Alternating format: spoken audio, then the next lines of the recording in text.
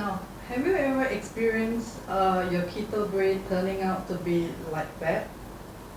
Frankly, these are all my failures. And until today, I still experience them, especially when I'm experimenting with new recipes.